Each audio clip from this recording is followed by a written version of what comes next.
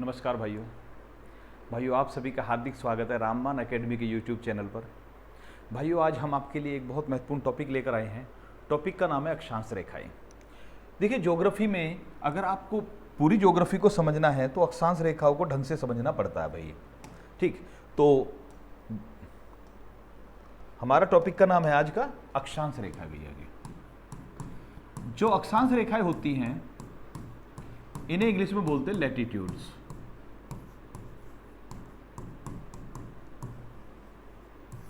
ठीक है, अब पहले तो हम समझते हैं कि ये लैटिट्यूड्स की जरूरत क्या है। देखिए भाई, लैटिट्यूड्स या अक्षांश रेखा और दूसरी होती है देशांतर रेखा। इनकी वजह से हम किसी भी स्थान की पर्टिकुलर लोकेशन ज्ञात कर सकते हैं। मान लिया समुद्र में है तो समुद्र में कैसे पता चलेगा कि कौन अभी जहाज जो है वो कहां पर चल रहा है। कोई मान लिया शिप चल रहा है तो वो कहां पर है, उसकी एग्जैक्ट लोकेशन क्या है, वो अक्षांश देशांतर से पता चलेगी कि इतने डिग्री अक्षांश पर है, इतने डिग्री देशांतर पर है। तो इससे समुद्र में जहाज की लोकेशन पता चल जाएगी। दूसरा एक बहुत फायदा होता है अक्षांश रेखाओं का कि अक्षांश रेखाओं के द्वारा अगर आपको पता कि ये इस शहर का अक्षांश ये है तो आप बता सकते हैं उसकी जलवायु कैसी होगी। मौसम की बात नहीं कर रहा, जलवायु यानी क्लाइमेट की बात कर रहा हूं मैं।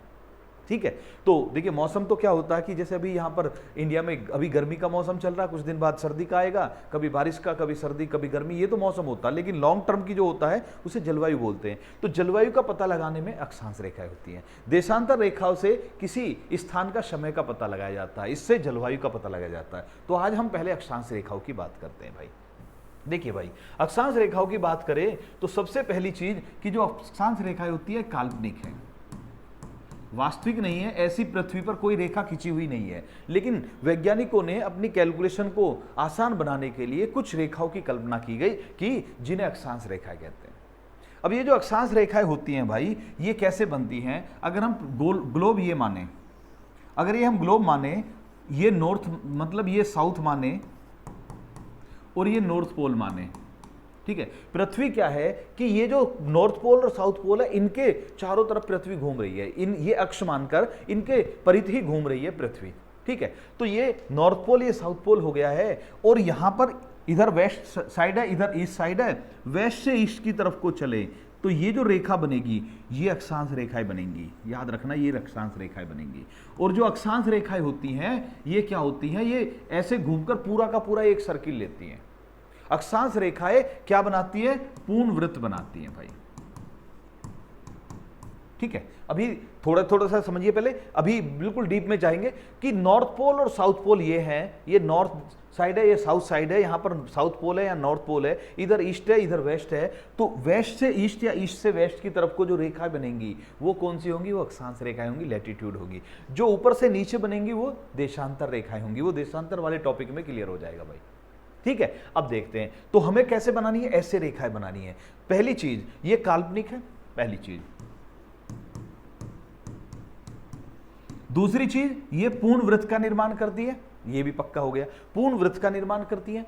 तीसरी चीज, अब देखिए जब इस पर वृत्त बनाएंगे तो जैसे जैसे हम 90 डिग्री यानी कि नॉर्थ पोल की तरफ जाएंगे तो हमारा सर्किल छोटा होता चला जाएगा। सबसे बड़ा सर्किल जो बनेगा सबसे बीच में बनेगा, ये सबसे बड़ा बनेगा। और सबसे जितना हम लास्ट में पहुंचेंगे सर्किल हमारा छोटा होता चला जाएगा। इसको आप ऐसे भी देख सकते हैं भाई, अगर हम इसको समझे तो ये देशांतर मतलब अक्षांश रेखाएं होती हैं। तो इसमें क्या होता है, इसको देखिए भाई कि अक्षांश रेखाएं क्या कहना चाह रहे हैं।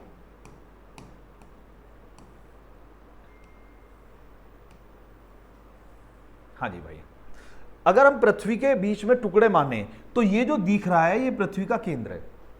पृथ्वी का केंद्र अंदर जो बॉल है पृथ्वी बॉल के रूप में, वो पृथ्वी का केंद्र ये है।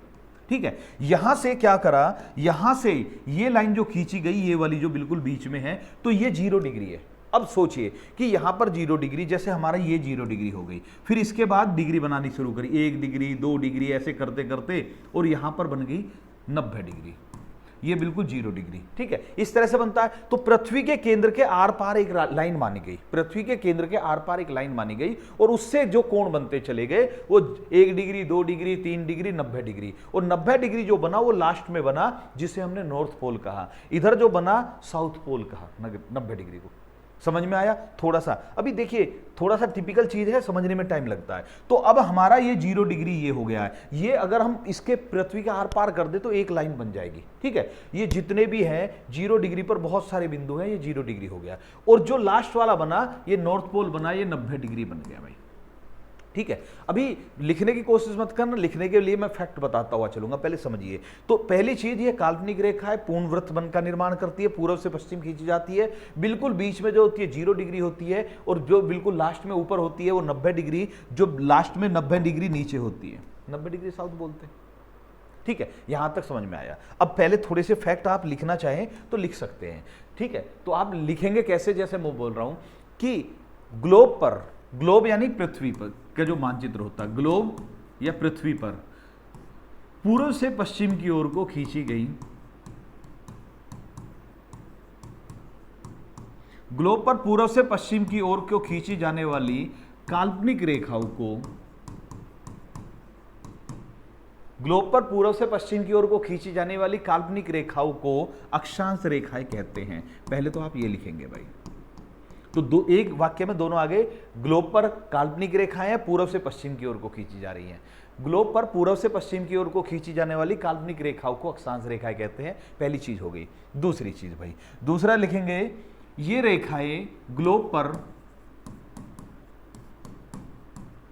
पूर्ण वृत्त का निर्माण करती हैं, पूरा वृत्त बनाती है, फुल सर्किल बनाती है, पूर्ण वृत्त बनाती है। ये रेखा ग्लोब पर पूर्ण वृत्त का निर्माण करती है, ठीक है। अब जब ये पूर्ण वृत्त बनाएंगी तो अभी मैंने आपको क्या बताया, मैंने आपको बताया कि अगर हमारे ये पूर्ण वृत्त बनेगा तो सबसे बड़े जो सर्किल बनेगा वो बिल्कुल सेंटर में बनेगा, और जो लास्ट में बनेगा वो बिंदु मात्र रह जाएगा। जो हमारा 90 डिग्री नॉर्थ और 90 डिग्री साउथ है वो तो बस बिंदु भर है, एक बिंदु पॉइंट के बराबर है, वो कोई सर्किल नहीं बना हुआ। तो सबसे बड़ा वृत्त कौन सा रेखा बनाती है, 0 डिग्री। तो सबसे ग्लोब पर पूर्ण वृत्त बनाती है 0 डिग्री अक्षांश रेखा, सबसे बड़ा वृत्त बनाती है, ठीक है। सबसे बड़ा वृत्त कौन सी रेखा बनाती है, 0 डिग्री अक्षांश रेखा सबसे बड़ा वृत्त बनाती है, ओके। और बढ़ते हैं भाई, 90 डिग्री नॉर्थ और 90 डिग्री साउथ रेखाएं सबसे छोटा वृत्त बनाती है, और इतना छोटा बनाती है कि बिंदु भर रह जाता है बस ये, ठीक है। सिर्फ एक बिंदु के रूप में रह जाता है, इतना छोटा वृत्त बनाती है। 90 डिग्री नॉर्थ और 90 डिग्री साउथ दोनों ही, बिल्कुल बीच में जो बनेगा वो वृत्त सबसे बड़ा बनेगा। जितना ऊपर चलते रहेंगे, जितना नीचे चलते रहेंगे, उतना वृत्त छोटा होता चला जाएगा। यहां तक उम्मीद है क्लियर हो गया होगा।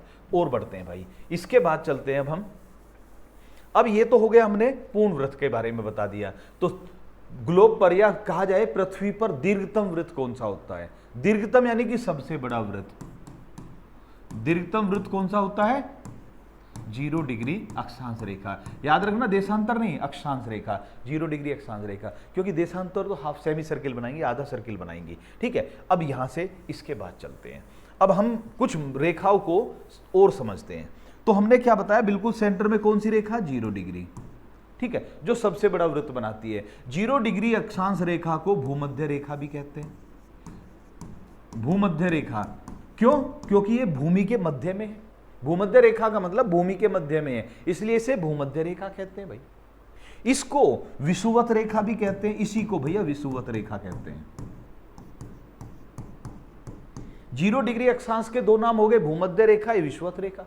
0 डिग्री अक्षांश है ये, इंग्लिश में इसे इक्वेटर बोलते हैं, इंग्लिश में इसको इक्वेटर बोलते हैं, ठीक है।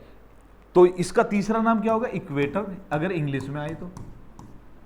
यहां तक क्लियर है, ओके भाई। 0 डिग्री भूमध्य रेखा, 0 डिग्री विषुवत रेखा, 0 डिग्री को इक्वेटर बोलते हैं, यहां तक ठीक। दूसरी बात, इसके बाद और कौन सी प्रसिद्ध रेखा है, इसके बाद देखिए 0 डिग्री भूमध्य रेखा तो हम यहां पर लिख ही दिया हमने, ये 90 डिग्री हो ही गया, ये 90 डिग्री हो गया। अब इसके बाद जो प्रसिद्ध रेखा आती है, एक यहां पर मानी जाती है रेखा, एक यहां पर मानी जाती है रेखा। ये जो है ये 23.5 डिग्री नॉर्थ है, 23.5 डिग्री नॉर्थ, उत्तर की तरफ 23.5 डिग्री, इसे बोलते हैं कर्क रेखा, ट्रॉपिक ऑफ कैंसर, इंग्लिश में बोले तो ट्रॉपिक ऑफ कैंसर।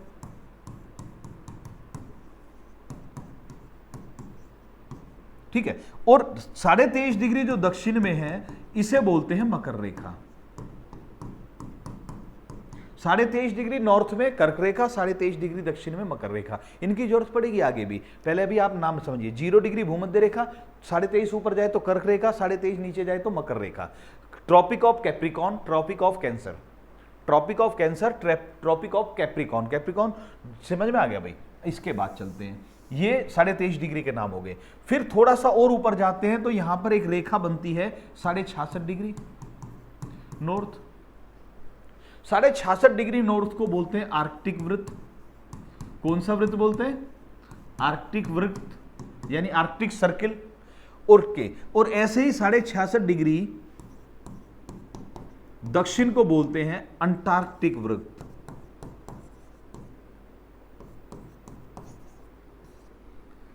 आर्कटिक वृत्त और नीचे बोले तो अंटार्कटिक वृत्त बोलते हैं भैया। 66.5 डिग्री नॉर्थ, 66.5 डिग्री साउथ, यहां तक ठीक हो गई। और बाकी 90 डिग्री आ गया तो हमारी कितनी रेखा होगी? 5 रेखाएं महत्वपूर्ण होगी। भूमध्य रेखा, कर्क रेखा, मकर रेखा, आर्कटिक वृत्त और अंटार्कटिक वृत्त, 2 सर्किल हो गए माने गए ये।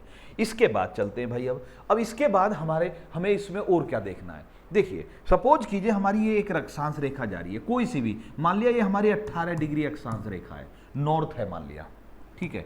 अब इससे नीचे जाएंगे तो यहां पर 17 डिग्री नॉर्थ आएगी और यहां पर 19 डिग्री नॉर्थ आएगी, ठीक है।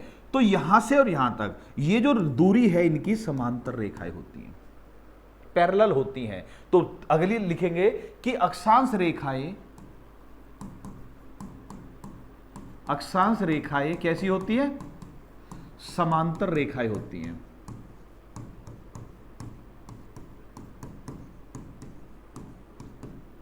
अक्षांश रेखाएं समांतर रेखाएं होती हैं। अगली में लिखेंगे अक्षांश रेखाएं कैसी होती है? समांतर, यानी इनके बीच में गैप बराबर होता है। ये भी ठीक है, इनके ये भी समांतर होगी, ये भी समांतर होगी, 18-19 भी समांतर होगी, 18-17 भी समांतर होगी, तो 17-19 भी समांतर होगी। तो सारी अक्षांश रेखाएं समांतर होती है आपस में। अब जब समांतर है तो इस रेखा से इस रेखा, यानी 18 और 19 के बीच की दूरी और 18 और 17 के बीच की दूरी फिक्स होगी। समांतर मतलब जहां दूरी बराबर हो। तो 2 अक्षांश रेखाओं के बीच 111 किलोमीटर की दूरी होती है। 2 अक्षांश रेखाओं के बीच कितनी दूरी होती है? 111 किलोमीटर की दूरी होती है, ठीक है। अब आ जाइए भाई यहां पर, जब हमने कहा कि 111 किलोमीटर की दूरी होती है 2 अक्षांश रेखाओं के बीच, तो इससे आगे भी निकल सकता है, सवाल बहुत अच्छे बन सकते हैं। यहां पर देखिए भाई, जब हम बात करते हैं अपनी ग्लोब की, तो ग्लोब पर हमने क्या कहा? ये है 0 डिग्री और ये है 90 डिग्री। अब यहां से यहां पर भी 23.5 डिग्री वगैरह है, यहां भी 90 डिग्री है। अब आप सभी जानते हैं कि पूरी पृथ्वी का जो परिधि होती है, देखिए इधर से अलग होती है, इधर से अलग होती है। अगर हम ऐसे घूम कर जाए तो अलग है, मतलब नॉर्थ से चले और फिर साउथ पर जाएं, फिर नॉर्थ पर जाएं तो अलग होगी। और अगर ईस्ट से वेस्ट, वेस्ट से ईस्ट चले तो अलग होगी। थोड़ा सा इधर से ज्यादा, उधर से कम है, ठीक है। क्योंकि ध्रुवों पर थोड़ी सी पृथ्वी चपटी है, ये सभी जानते हैं, ध्रुवों पर पृथ्वी थोड़ी सी चपटी है, यहां पर गोलाकार नहीं है, थोड़ा सा चपटी है पृथ्वी में। तो ऐसी स्थिति में लगभग 40,000 किलोमीटर होता है। तो यहां 0 डिग्री से 90 डिग्री तक देखिए कितनी दूरी बनी, 90 गुणा 111, तो कितना आया? 9,990 किलोमीटर। अब 9,990 किलोमीटर का मतलब लगभग 10,000 किलोमीटर, यानी भूमध्य रेखा से चले ध्रुवों पर, तो भूमध्य रेखा से ध्रुवों तक चले तो दूरी होगी लगभग 10,000 किलोमीटर। नॉर्थ पोल तक जाएं तो नॉर्थ पोल से भूमध्य रेखा 10,000 किलोमीटर, भूमध्य रेखा से साउथ पोल 10,000 किलोमीटर, आधा चक्कर हो जाएगा पृथ्वी का। भाई जब हम नॉर्थ पोल से साउथ पोल तक जाएंगे तो आधा चक्कर होगा, आधे चक्कर में लगभग 20,000 होगी, तो पूरे चक्कर में 40,000 किलोमीटर होगी। समझ में आ गया होगा भाई, ठीक है। तो आपको याद रखना, नॉर्थ पोल से भूमध्य रेखा के बीच की दूरी कितनी है? 9,990 किलोमीटर या लगभग 10,000 किलोमीटर। भाई 10 किलोमीटर का ही तो अंतर है, ठीक है। तो लगभग 10,000 किलोमीटर होगी। और भूमध्य रेखा से साउथ पोल के बीच की दूरी कितनी होगी? लगभग 10,000 किलोमीटर होगी। तो नॉर्थ पोल से साउथ पोल के बीच की दूरी कितनी होगी? लगभग 20,000, क्योंकि पूरी पृथ्वी की परिक्रमा कितनी है? 40,000 किलोमीटर। समझ में आ गया, यहां तक भी क्लियर है। अब एक तो ये बन सकता है आपसे, देखिए ये रटने की चीज नहीं है, आप कितना रट्टा लगाएंगे, समझ गए तो कोई टेंशन ही नहीं है, ठीक है। अब एक तो ये बन सकता है, दूसरा और क्या बन सकता है? दूसरा ये भी तो बन सकता है, जरूरी थोड़ी कि वो नॉर्थ पोल से या यहां से पूछे। अब देखिए हमारी 0 डिग्री, हमारा यहां पर 23.5 डिग्री और यहां पर भी 23.5 डिग्री है।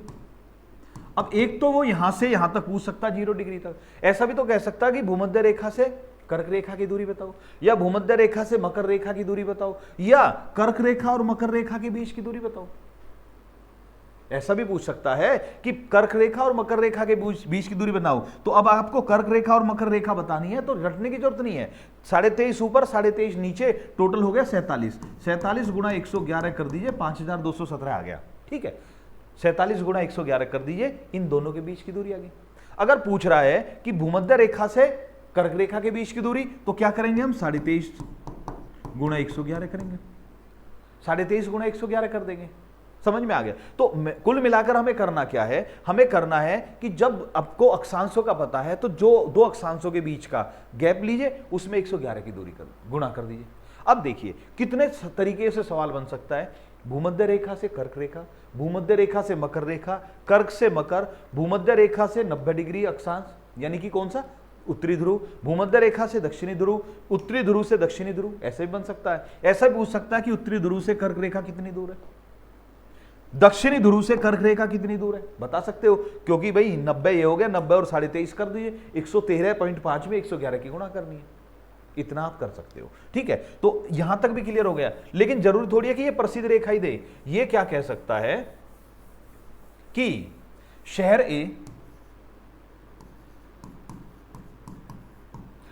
ए 50 डिग्री नॉर्थ पर स्थित है और शहर बी 10 डिग्री साउथ पर स्थित है। दोनों शहरों के बीच की न्यूनतम दूरी बताओ। न्यूनतम दूरी पूछ रहा है, कितनी हो सकती है। ठीक है, अब देखिए क्या होगा। सपोज कीजिए कि हमारी ये रेखा है 0 डिग्री, अब एक शहर यहां है, एक यहां है, तो अब हमारी ये दूरी तो फेल हो रही है ना, हमें ऐसी तिरछी दूरी बतानी पड़ेगी। तो वो इसलिए कह सकता है कि दोनों शहरों के बीच की न्यूनतम संभव दूरी कितनी होगी। तो ये जब न्यूनतम दूरी पूछ रहा तो यही माना जाएगा कि हमारा जो शहर ए है वो यहां पर है ए, और ये 0 डिग्री हो गई, और इधर बी है यहां पर। तो 50 ऊपर है, 10 नीचे है, तो 60 डिग्री का अंतर आ गया। 60 गुणा 111 करेंगे, 60 गुणा 111 करेंगे तो कितना हो गया? 6660 किलोमीटर। मीटर नहीं, किलोमीटर है, सब कुछ किलोमीटर में चल रहा है। तो ऐसे भी कर सकते हो आप। बस याद रखना कि एक नॉर्थ है एक साउथ है तो जुड़ जाएंगे। दोनों नॉर्थ है, मान लिया ये भी नॉर्थ होता तो 40 डिग्री में करते, दोनों साउथ होते घटते, दोनों नॉर्थ होते घटते, एक नॉर्थ एक साउथ, तो जुड़ जाएंगे। तो हम न्यूनतम दूरी बता सकते हैं अगर ये माना जाए कि वो एक सीधी मारे। अब देखिए ये 50 डिग्री पर है, ये 10 डिग्री पर है, लेकिन ये एक यहां पर आ गया तो दूरी बढ़ जाएगी ना, ऐसे तिरछी दूरी तो बढ़ जाएगी। तो इसलिए वो सवाल इसी तरह से बना कर देगा। ठीक है, अब आगे बढ़ते हैं। तो ये दूरी भी समझ में आ गई। मैंने क्या कहा? अक्षांश रेखाएं एक दूसरे के समांतर रेखाएं होती हैं और दो अक्षांश रेखाओं के बीच प्रत्येक स्थान पर 111 किलोमीटर की दूरी होती है। आगे लिखेंगे, आप नोट भी करना है। 23.5 डिग्री नॉर्थ अक्षांश को कर्क रेखा कहते हैं। अब तो आपको पता चल गया होगा। 23.5 डिग्री दक्षिणी अक्षांश को मकर रेखा कहते हैं। 66.5 डिग्री उत्तरी अक्षांश को आर्कटिक वृत्त कहते हैं। ये नोट करते चलिए भाई, जैसे जैसे मैं बोल रहा हूं लिख रहा हूं। 66.5 डिग्री नॉर्थ अक्षांश को आर्कटिक वृत्त कहते हैं। 66.5 डिग्री, सॉरी यहां पर 66.5 डिग्री साउथ अक्षांश को अंटार्कटिका वृत्त कहते हैं। अंटार्कटिक वृत्त कहते हैं। और 0 डिग्री को तो भूमध्य रेखा बोलते ही बोलते हैं। तो ये आपको मालूम होना चाहिए। ठीक है, इसके बाद चलते हैं भाई आगे। अब देखते हैं और इसमें क्या है। देखिए अब हम बात करते हैं, थोड़ा सा आपको मैप में दिखा देते हैं हम। यहां पर देखिए ये वर्ल्ड का मैप है भाई। अगर हम इस वर्ल्ड के मैप पर थोड़ा सा ध्यान देंगे,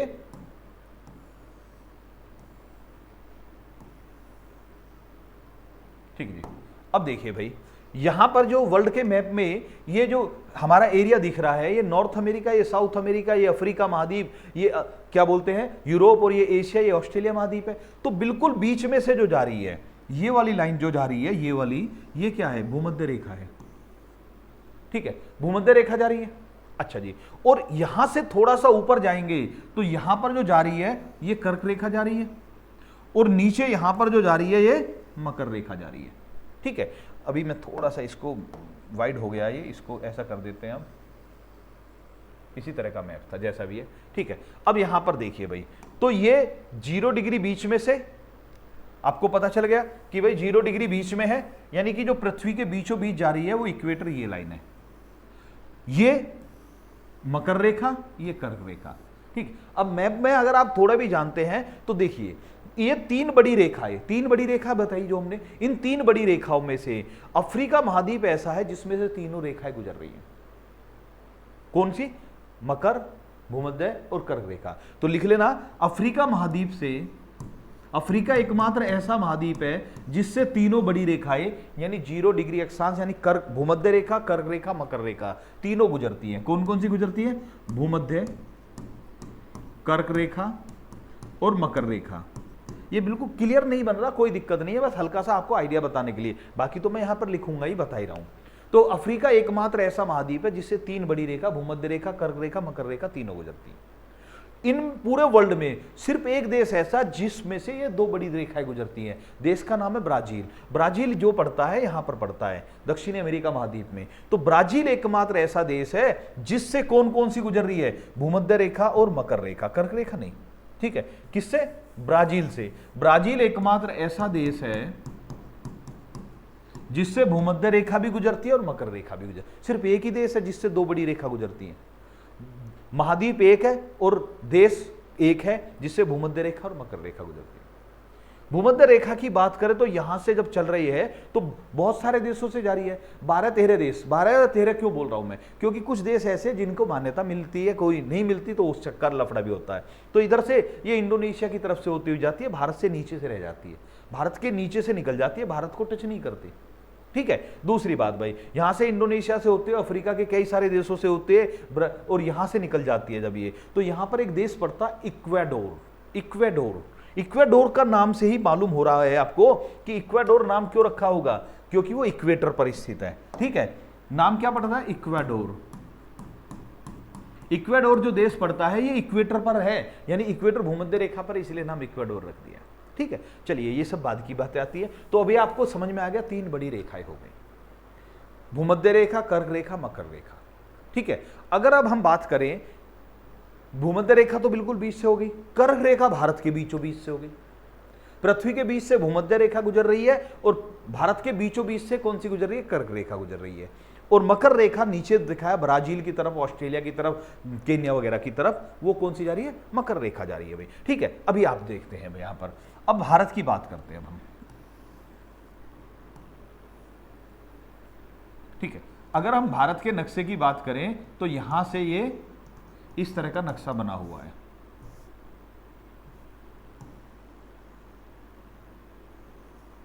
ठीक, ये जो कर्क रेखा है, कर्क रेखा भारत के बीचों बीच से होकर गुजरती है।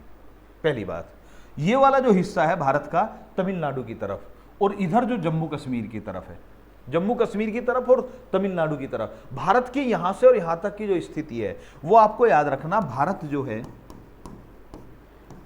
8 डिग्री नॉर्थ से 37 डिग्री नॉर्थ के बीच है।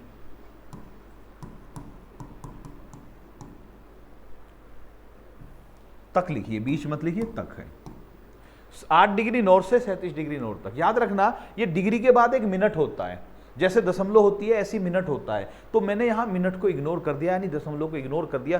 कोई जरूरत नहीं है आपको याद करने की, 99% आपका इतने से काम चल जाएगा, इतना क्लोज नहीं पूछा जाता। तो 8 डिग्री नॉर्थ से 37 डिग्री नॉर्थ है, यानी 8 डिग्री यहां होनी चाहिए, 37 डिग्री ऊपर होनी चाहिए। समझ में आ गया? और हमारी जो भूमध्य रेखा वो यहां से गुजर रही है 0 डिग्री।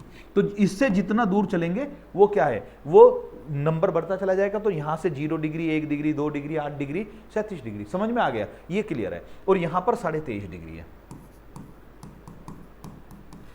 कर्क रेखा भारत के बीचों बीच से होकर गुजरती है। भारत की इस विस्तार क्या 8 डिग्री नॉर्थ से 37 डिग्री नॉर्थ है, और कर्क रेखा भारत के बीचों बीच से होकर गुजर रही है, ये ध्यान रखिए। अब कर्क रेखा के बारे में बात करते हैं।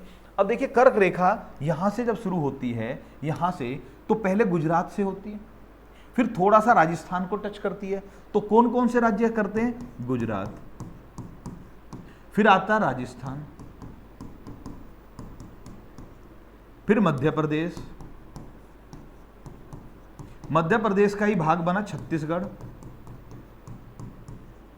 फिर उसके बाद आता झारखंड, झारखंड के बाद आता पश्चिम बंगाल,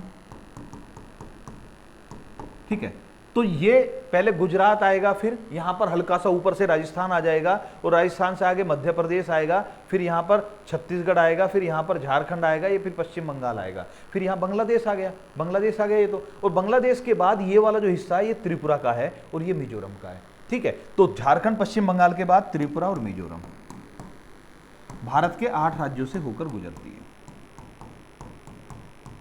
ठीक है, फिर से देखिए, गुजरात राजस्थान, मध्य प्रदेश छत्तीसगढ़, झारखंड पश्चिम बंगाल, त्रिपुरा मिजोरम। तो ये मैंने जो राज्य लिखे हैं ये पश्चिम से पूर्व की ओर को बढ़ते हुए लिखे हैं, पश्चिम दिशा से पूर्व की ओर को बढ़ते जा रहे हैं राज्य। कौन सा सबसे पश्चिम है? गुजरात, राजस्थान, मध्य प्रदेश, छत्तीसगढ़, छत्तीसगढ़ के बाद झारखंड, पश्चिम बंगाल, त्रिपुरा और मिजोरम। भारत के बीचों बीच से होकर कौन सी रेखा गुजरती है? कर्क रेखा गुजरती है। ठीक है, यहां तक भी क्लियर हो गया भाई। भारत का विस्तार 8 डिग्री नॉर्थ से 37 डिग्री नॉर्थ अक्षांश के बीच है। 8 डिग्री नॉर्थ अक्षांश से 37 डिग्री नॉर्थ अक्षांश के बीच में भारत फैला हुआ है, ये भी क्लियर हो गया। अब दूसरी बात भाई, इसके बाद इसमें और क्या जरूरत है? देखिए अब ध्यान से देखना, इसकी जरूरत जैसा मैंने बताया जलवायु निर्धारण में होती है। तो पहली चीज तो इसमें आप ये याद रखेंगे, ये जो 0 डिग्री अक्षांश रेखा है और यहां पर जो 90 डिग्री अक्षांश रेखा है, विशेष महत्वपूर्ण, 0 डिग्री से 90 डिग्री इधर चलें या इधर चलें। जब हम 0 से 90 की तरफ को चलेंगे तो हमारा जो तापमान है वो माइनस होता चला जाएगा, टेम्परेचर क्या होगा? घटता चला जाएगा। चाहे हम इधर चलें चाहे इधर चलें, टेम्परेचर घटता है। -1 लिख रहा हूं मैं, बार बार गलती कर रहा हूं। ठीक है, तो देखिए जब जैसे जैसे हम भूमध्य रेखा से दूर जाएंगे तापमान कम होता चला जाएगा, यानी मौसम ठंडा होता चला जाएगा। और आप जानते हैं कि दोनों ध्रुवों पर बर्फ है, इधर भी बर्फ है इधर भी बर्फ है, ग्लेशियर यही तो। ठीक है, अब दूसरी बात भाई, तो जब हम भूमध्य रेखा से ध्रुवों की तरफ चलते तापमान घटता है, ध्रुवों से भूमध्य रेखा की तरफ चलते हैं, अगर हम ऐसे आए तो तापमान बढ़ेगा, अगर ऐसे जाएं तो तापमान बढ़ेगा। ठीक है, तो नोट कर लेना कि भूमध्य रेखा से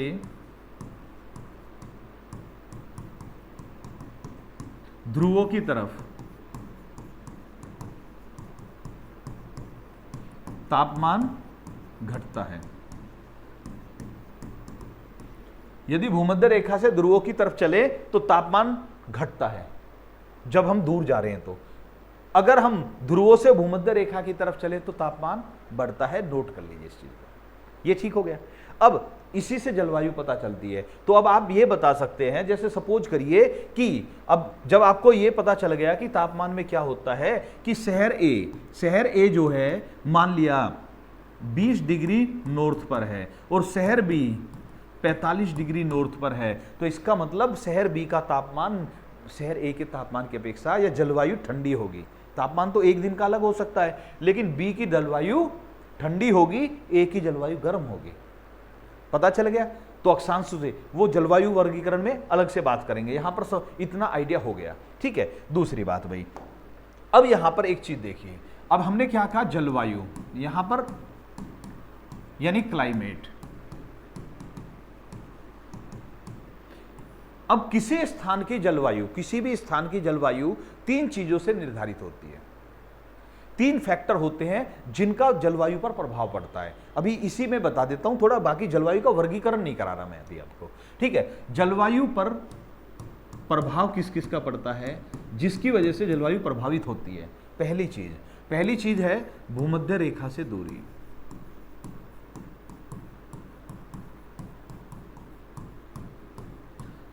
अगर भूमध्य रेखा से दूरी का प्रभाव पड़ेगा, जितनी भूमध्य रेखा के नजदीक होगी वहां की जलवायु गर्म होगी, और जितना दूर होते चली जाएगी वहां की जलवायु ठंडी होती चली जाएगी। ठीक है, समझ में आ गया? तो जैसे भाई तमिलनाडु की में गर्मी ज्यादा है, इसके बाद मध्य प्रदेश में भी गर्मी ठीक है, दिल्ली में थोड़ी सी गर्मी मतलब ठीक ठाक है आजकल तो, लेकिन जितनी दिल्ली में है इससे आगे चलेंगे चंडीगढ़ तो कम हो जाएगी, और फिर अगर हम जम्मू कश्मीर पहुंच जाएं तो वहां पर ठंड है। समझ में आ गया? तो वो क्या हो रहा? भूमध्य रेखा से दूर होते जा रहे हैं। ठीक है, ऐसे ही पहली जलवायु पर प्रभाव पड़ता है भूमध्य रेखा से दूरी कितनी है। दूसरा प्रभाव जलवायु निर्धारण में दूसरा महत्वपूर्ण होता है समुद्र तल से दूरी, समुद्र तट से दूरी। यानी कोई शहर अगर समुद्र के पास है तो वहां की जलवायु अलग होगी, और समुद्र से दूर है तो अलग होगी, क्योंकि समुद्र जो है वो भी आसपास के शहरों पर प्रभाव डालता है। जैसे भारत में अगर बात करें मुंबई शहर की, तो वहां की जो जलवायु होती है, मुंबई शहर की जलवायु, तो वो समुद्र से इतनी प्रभावित रहती है कि वो जो टेम्परेचर को, मुंबई का टेम्परेचर ना तो बहुत ज्यादा ऊपर जाता ना बहुत ज्यादा नीचे जाता। दिल्ली में देखिए, दिल्ली में क्या होता है, गर्मियों में 45 डिग्री, सर्दियों में 3 डिग्री, नॉर्मल सी बात, गर्मियों में 45-46 डिग्री, सर्दियों में 2 से 3 डिग्री। मुंबई में ये नहीं देखना मिलेगा। तो मुंबई में क्या होगा कि टेम्परेचर को समुद्र जो मेंटेन करता रहता है, तो समुद्र तट से के नजदीक होने से भी जलवायु प्रभावित होती है। ठीक है। और तीसरी जो है, तीसरी है समुद्र, यहां समुद्र तट है, तीसरी चीज है समुद्र तल से ऊंचाई। ये तल है। अब कोई स्थान समुद्र ले, सी लेवल, जिसे सी लेवल यानी कि जिसे हम डेटम रेखा कहते हैं, डेटम रेखा से कितना ऊपर है उस पर भी प्रभाव पड़ता है। जैसे हम बात चंडीगढ़ शिमला की करते हैं, चंडीगढ़ जितनी अक्षांश और शिमला का अक्षांश लगभग बराबर है, चंडीगढ़ का अक्षांश और शिमला का अक्षांश बराबर है, लेकिन चंडीगढ़ की अपेक्षा शिमला ज्यादा ठंडा होता है, क्योंकि वो पहाड़ी एरिया में है और चंडीगढ़ प्लेन में है। ठीक है। तो अगर पहाड़ी एरिया होगा तो वहां पर ठंड ज्यादा होगी, और प्लेन एरिया होगा तो गर्मी ज्यादा होगी थोड़ी सी। समझ में आ गया। तो ये 3 फैक्टर होते हैं जो जलवायु पर प्रभाव डालते हैं।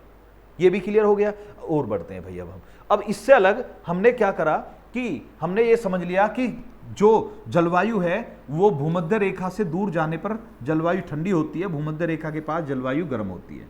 अब दूसरी रेखा समझिए।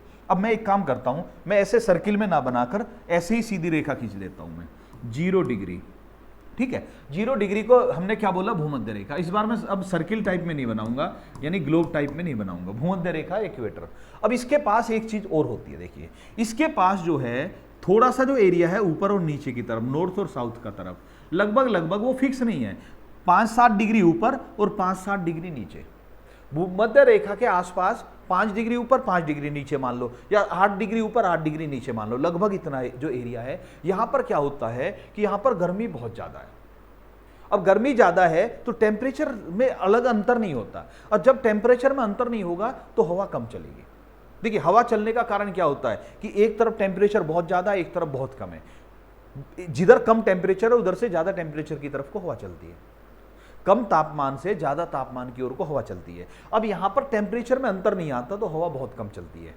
ठीक है। एक सा बराबर बैलेंस बना रहता टेम्परेचर का। तो इस एरिया में, ये जो भूमध्य रेखा के आसपास का एरिया है, यहां पर कैसी हवा होती है, शांत हवा होती है। और इस शांत हवा के क्षेत्र को बोलते हैं डोल्ड्रम। क्या बोलते हैं भाई, डोल्ड्रम। वेरी इंपॉर्टेंट, लिख लेना, भूमध्य रेखा के आसपास शांत हवा का क्षेत्र डोल्ड्रम कहलाता है। तो डोल्ड्रम कहां होता है, भूमध्य रेखा के आसपास होता है, नॉर्थ में भी होता है, साउथ में भी होता है। और इसकी खासियत क्या होती है, हवा शांत होती है। भूमध्य रेखा के आसपास शांत हवा का क्षेत्र डोल्ड्रम कहलाता है। उम्मीद है ये क्लियर हो गया होगा। एक तो ये ध्यान रखेंगे। दूसरी भाई, इसके बाद भूमध्य रेखा के पास एक तो डोल्ड्रम हो गया, 23.5 डिग्री हम ऊपर बता चुके हैं। यहां पर देखते हैं 40 डिग्री पर, इस रेखा का भी आपको पता होना चाहिए, 40 डिग्री नॉर्थ। ये जो 40 डिग्री नॉर्थ रेखा है इसे अश्व अक्षांश बोलते हैं। नोट कर लेना भाई, हॉर्स लैटिट्यूड। अश्व मतलब हॉर्स यानी घोड़ा। ठीक है। अश्व मतलब घोड़ा, इसका मतलब हॉर्स। तो 40 डिग्री नॉर्थ अक्षांश, नॉर्थ लिखा मैंने, साउथ नहीं लिखा, 40 डिग्री नॉर्थ अक्षांश को अश्व अक्षांश कहते हैं। यहां पर वायु दाब, एटमॉस्फेरिक प्रेशर बहुत ज्यादा होता है।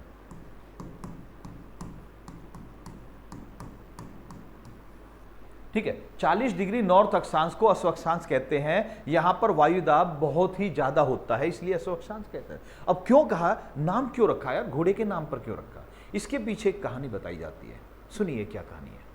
कहा जाता है कि देखिए व्यापार जो होता है, विदेशी व्यापार समुद्र के रास्ते बहुत होता है। तो बहुत दिन पहले कुछ घोड़ों के व्यापारी थे जो समुद्र में जहाज ले जा रहे थे, बहुत समय पहले।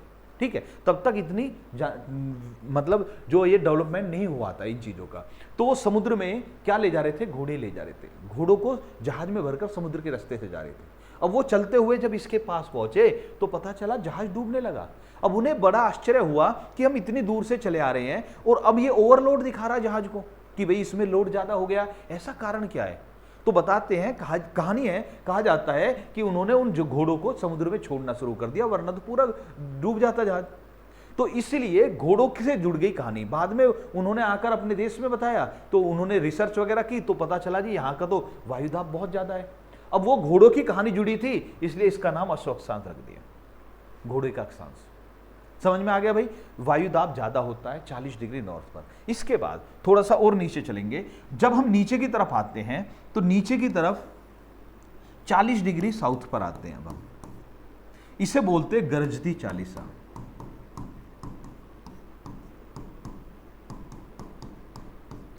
चालीस डिग्री साउथ अक्षांश को गरजती चालीसा बोलते हैं। अभी आ रहे हैं, अब हम 40 डिग्री दक्षिण में आ गए, फिर 40 डिग्री के बाद 50 डिग्री पर आ गए, इसे बोलते हैं प्रचंड पचासा।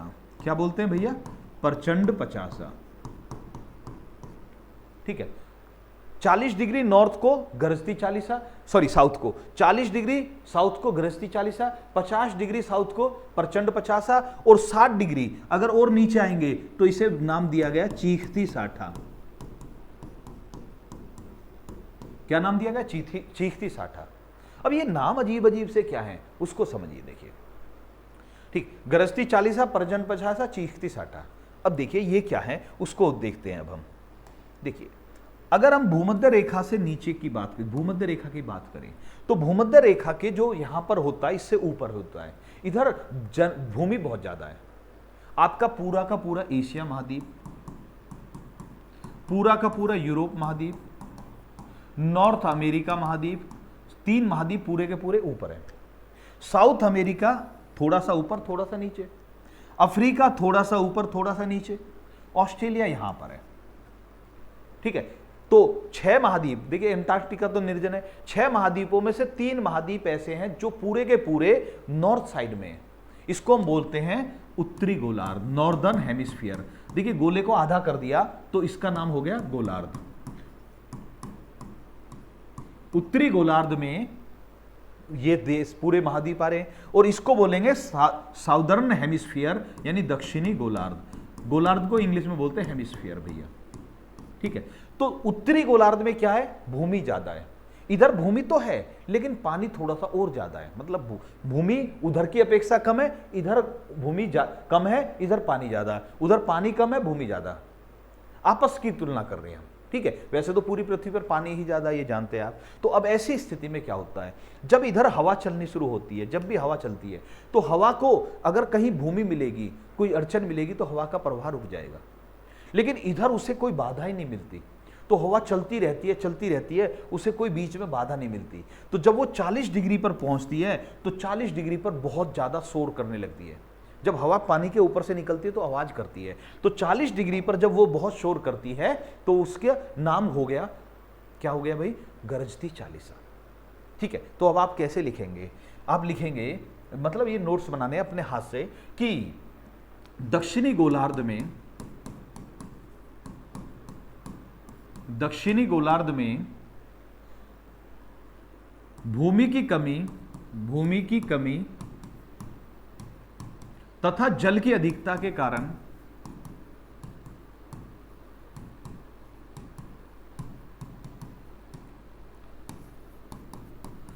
हवा बहुत तेज शोर के साथ बहती है, बहुत तेज शोर के साथ चलती है या बहती है। हवा बहुत तेज शोर के साथ चलती है या बहती है, जिसे 40 डिग्री अक्षांश पर या दक्षिणी अक्षांश पर गरजती चालीसा कहते हैं। अब 40 डिग्री पर गरजती चालीसा, 50 पर प्रचंड पचासा और 60 पर चीखती साठा। बात वही है, हवा जो आवाज कर रही है उसी के आधार पर इसके नाम दिए गए हैं। ठीक है, और कुछ नहीं है। तो अभी हमने आपको कितनी सारी रेखा बता दी, 0 डिग्री हो गई, कर्क रेखा, मकर रेखा हो गई, आपकी अश्वक्षांश हो गई, मतलब चीखती साठा, प्रचंड पचासा, गरजती चालीसा भी समझ में आ गया। यहां तक आपको समझ में आ चुका होगा। इसके बाद आगे बढ़ते हैं। अब हम देखिए, ये कर्क रेखा और मकर रेखा हमने समझ तो लिया, लेकिन इनका महत्व क्या है? इनका महत्व ये है भाई कि देखिए कि अगर हम ये 0 डिग्री ले लें और यहां पर हम 23.5 डिग्री नॉर्थ ले लें, यहां पर हम 23.5 डिग्री साउथ ले लें, यानी इसे मकर बोलते हैं। ठीक है, अब देखिए, जो सूर्य होता है, देखिए सूर्य की जो किरणें होती हैं पूरी पृथ्वी पर पड़ रही हैं। लेकिन अभी क्या होगा कि अभी जैसे हमारे यहाँ पर मई का महीना चल रहा है, दिल्ली एनसीआर में बहुत ज़्यादा गर्मी है। क्यों गर्मी है? ये गर्मी दिसंबर जनवरी में क्यों नहीं होती? सूर्य तो तब भी निकलता है। तो होता क्या है कि सूर्य की किरणें जो है, केवल ये नहीं कि भाई धूप आ गई है तो गर्मी हो जाएगी। सूर्य की किरणें किस एंगल पर आ रही है, इससे टेम्परेचर पर प्रभाव पड़ता है। अगर सूर्य की किरणें, मान लिया ये जमीन है और यहां पर सूर्य है, 90 डिग्री के कोण पर यहां से टकरा रही है तो बहुत ज्यादा गर्मी होगी। लेकिन अगर ये तिरछी टकरा रही है तो गर्मी कम होगी। जब सूर्य की किरणें जितनी सीधी पड़ेंगी 90 डिग्री पर, अगर हमारे सर के ऊपर सूर्य है और 90 डिग्री पर सूर्य की किरणें पड़ रही है तो बहुत ज्यादा गर्मी है। और हमारे सर से के पास नहीं है, बिल्कुल तिरछा आ रहा है, पता चल रहा है जी हमारे साथ और सूर्य पृथ्वी के साथ जो अवनमन कोण बन रहा है वो 10 डिग्री का बन रहा, तो बहुत ज्यादा सर्दी हो जाएगी। ठीक है, अब देखिए, सूरज वैसे तो पूरी पृथ्वी पर दिखाई देता है, लेकिन 90 डिग्री कहां पर एग्जैक्ट बनता है वो देखिए कि सूरज की किरणें कभी तो 90 डिग्री पर यहां होती है, बात मैं 90 डिग्री की कर रहा हूं, कभी यहां होती है, कभी सूरज की किरणें 90 डिग्री पर यहां होती है। तो हम ये मानकर चल रहे हैं कि यहां पर सूरज होने का मतलब है जब 90 डिग्री पर सूरज की किरणें यहां पड़ रही हैं। इससे ऊपर 90 डिग्री नहीं पड़ेगा, इससे ऊपर 90 डिग्री, इससे नीचे 90 डिग्री नहीं पड़ेगा। तो सूरज इसके बीच में ही मूवमेंट दिखाई देता है। ठीक है, अब होता क्या है कि यहां से और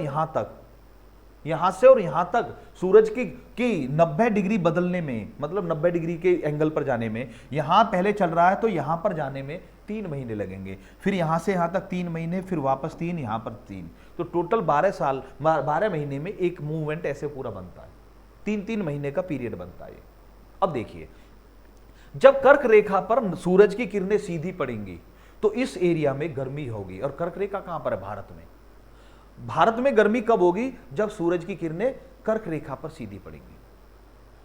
जब मकर रेखा पर किरणें पड़ेंगी तो यानी ऑस्ट्रेलिया में, तो ऑस्ट्रेलिया में गर्मी होगी, भारत में उस समय सर्दी होती है। अगर हम कहें अभी गर्मी का मौसम है तो गर्मी का मौसम नॉर्दर्न हेमिस्फीयर में पड़ रहा है अभी वर्तमान में। उत्तरी गोलार्ध में गर्मी चल रही है, दक्षिणी गोलार्ध में सर्दी पड़ रही है। अभी गोलार्ध की बात कर रहा हूं। ठीक है, अच्छा जी, जब वहां पर गर्मी होगी हमारे यहां सर्दी हो जाएगी। अब बाकी देखो, ध्रुवों पर तो सर्दी रहती है, वो अलग बात है, लेकिन मौसम तो वहां भी बदलता है भाई। अब किसी स्थान का टेम्परेचर मान लिया सर्दियों में होता है -5 डिग्री और गर्मियों में होता है 15 डिग्री। हालांकि ये ठंडा एरिया है, लेकिन इसकी भी तो गर्मी सर्दी है, इसके लिए 15 डिग्री गर्मी है, हमारे लिए 15 डिग्री तो सर्दी मानते हैं हम, तो वो अलग बात होती है। ठीक है, अब आ जाइए भाई, तो सूरज की किरणें कहां सीधी पड़ रही है, इससे पता चलता है कि वहां पर गर्मी ज्यादा है। ये जो बीच में है, तो बीच में तो सूरज किरणें लगभग उसी के आसपास घूमती रहती है, तो बीच का एरिया इसलिए सबसे गर्म होता है, 0 डिग्री के आसपास। ठीक है, यहां पर क्लियर हो गया। अब देखिए, कर्क रेखा पर 21 जून को सूरज की किरणें सीधी पड़ती हैं, 21 जून को। ठीक है, अब के 1 महीने बाद कर्क रेखा पर सूरज की किरणें सीधी होंगी। और कर्क रेखा कहां पर? मध्य प्रदेश में झांसी के पास से होकर निकल रही है। तो ऐसे में वहां पर 21 जून को जब सूरज की किरणें सीधी होंगी तो वहां पर परछाई गायब हो जाएगी। जो भी कर्क रेखा से नीचे का एरिया है भारत में, यानी मध्य भारत से नीचे का जो एरिया है, कर्क रेखा से नीचे जो भी स्थान है, वहां पर सूरज की किरणें बिल्कुल सर के पर 90 डिग्री पर आती है। और 90 डिग्री पर आने का मतलब परछाई गायब हो सकती है, चाहे 1 सेकंड के लिए हो, लेकिन 1 सेकंड के लिए परछाई गायब हो सकती है। दिल्ली कर्क रेखा से ऊपर है, इसलिए वहां की परछाई गायब नहीं होती, याद रखना। तो 21 जून को सूरज की किरणें कर्क रेखा पर सीधी पड़ेंगी।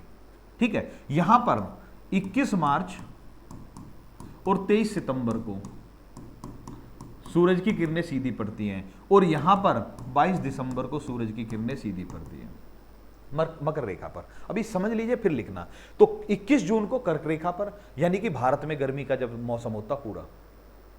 21 मार्च 23 सितंबर को सूरज बीच में पहुंच जाता, भारत में बिल्कुल ना गर्मी होती है ना सर्दी होती है। ठीक है, और 22 दिसंबर को सूरज हमसे बिल्कुल मैक्सिमम दूरी पर पहुंच गया है। ऐसी स्थिति में भारत में सर्दी होती है 22 दिसंबर के आसपास।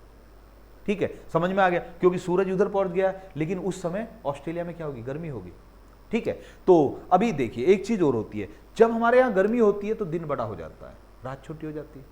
जब सर्दी होती है तो रात बड़ी हो जाती है, दिन छोटा हो जाता है, तो वो भी इसी का प्रभाव पड़ रहा है। तो 21 जून को जब सूरज की किरणें कर्क रेखा पर सब पड़ेंगी तो उस समय भारत में क्या, उत्तरी गोलार्ध में, पूरे उत्तरी गोलार्ध में सबसे बड़ा दिन होगा।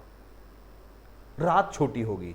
जब यहां दिन बड़ा होगा तो यहां रात बड़ी होगी, जब यहां दिन बड़ा होगा तो इधर दिन छोटा होगा, यह भी ध्यान रखना, यहां रात बड़ी हो जाएगी, ठीक है।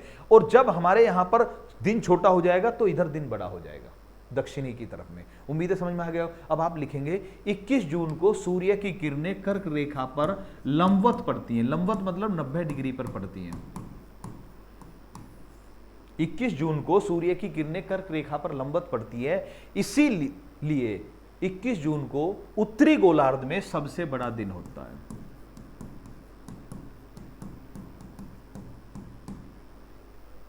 इक्कीस जून को सूर्य की किरणें कर्क रेखा पर लंबवत पड़ती हैं, इसीलिए 21 जून को उत्तरी गोलार्ध में सबसे बड़ा दिन होता है। और हम उत्तरी गोलार्ध में ही हैं, याद रखना, ठीक है। 22 दिसंबर को सूर्य की किरणें मकर रेखा पर लंबवत पड़ती हैं। 22 दिसंबर को सूर्य की किरणें मकर रेखा पर लंबवत पड़ती है, इसीलिए उत्तरी गोलार्ध, हम अपनी साइड की बात कर रहे हैं, इसी तिथि को उत्तरी गोलार्ध में सबसे छोटा दिन होता है। तो 22 दिसंबर को जब इधर पड़ेंगी तो हमारी तरफ दिन छोटा हो जाएगा। हम अपनी तरफ की बात कर रहे हैं। अगर ऑस्ट्रेलिया में पूछे तो पलट देना भाई, सवाल बन सकता है ऑस्ट्रेलिया में कब होता है, याद रखना, तो उसको पलट देना, बिल्कुल एग्जैक्ट पलट देना। तो समझ में आ गया, 21 जून को सबसे बड़ा दिन, 22 दिसंबर को सबसे छोटा दिन हमारी तरफ। आगे लिखेंगे 21 मार्च और 23 सितंबर को,